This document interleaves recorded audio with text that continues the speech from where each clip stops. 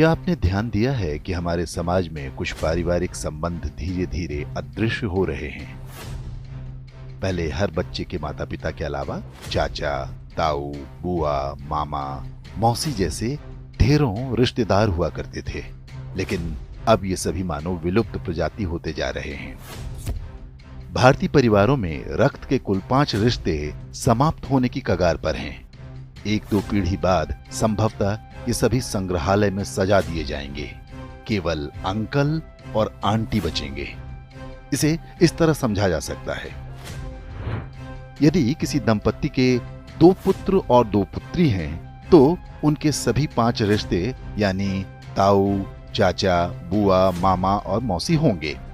यदि 2 पुत्र हैं लेकिन पुत्री एक ही है, तो उनकी जो संतानें होंगी उनकी कोई मौसी नहीं होंगी। मां के बाद बच्चों की कोई सबसे सगी महिला होती हैं तो वो मौसी ही होती हैं। यदि किसी के 1 पुत्र और 2 पुत्री हैं तो चाचा और ताऊ के रिश्ते नहीं होंगे। यदि 1 बेटी और 1 बेटा है तो उनकी संतानों का ना तो कोई चाचा होगा, न ताऊ, न मौसी। यदि 1 बेटा या 1 बेटी होती है तो वो पूरी तरह से अकेला होगा। माता पिता के बाद उसका कोई रक्त संबंधी नहीं होगा। सिंगल चाइल्ड फैमिली को उनका निर्णय तीसरी पीढ़ी यानी जिनके वो दादा दादी होंगे बुरी तरह प्रभावित करेगा। उनका पौत्र या प्रपौत्र इस संसार में अकेला होगा। उसे अपने रक्त के रिश्ते की आवश्यकता होगी, तो इस पूरे ब्रह्मांड में उसका अपना कोई नहीं होगा। इसलिए दंपत्ति को सिंगल चाइल्ड के निर्णय पर गंभीरता से विचार करना चाहिए। ये न केवल हमारे बच्चों को एकाकी जीवन जीने को विवश करेगा, बल्कि हमारी हिंदू परिवार व्यवस्था को भी नष्ट कर देगा। पश्चिमी देशों में सिंगल चाइल्ड पॉलिसी भारत से पहले आरंभ हो गई थी। वहां पर इसके भयावह परिणाम सामने आने लगे हैं। ब्रिटिश विद्वान डेविड सेलबॉर्न ने एक पुस्तक लिखी है जिसका नाम है द लूजिंग बैटल विद इस्लाम।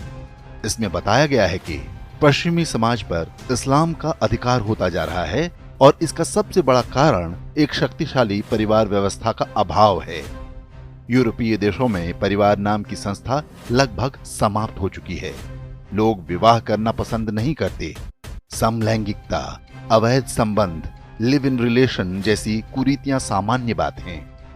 उन समाजों में ऐसे बच्चों की संख्या बढ़ती जा रही है जिन्हें नहीं पता होता कि उनके पिता कौन हैं। बूढ़े माता पिता को घर में रखने को कोई तैयार नहीं। ओल्ड एज होम में उनका बुढ़ापा बीतता है। यूरोपीय देशों में आज राजनीतिक दल परिवार को बचाने का वादा अपने चुनावी घोषणा पत्र में करने लगे हैं। ऑस्ट्रेलिया में तो फैमिली फर्स्ट नाम से एक राजनीतिक दल भी बन गया है। पश्चिमी देशों के समाजशास्त्रियों की सबसे बड़ी चिंता ये है कि परिवार व्यवस्था को कैसे बचाया जाए। इस सब के लिए उनके पास यही सुझाव है कि 1 से अधिक बच्चे पैदा हों। अब यही चुनौती भारतीय समाज के सामने भी खड़ी होने जा रही है। क्या हम समय रहते सतर्क हो पाएंगे या हमारे साथ भी वही होगा जो पश्चिमी देशों के साथ हो रहा है?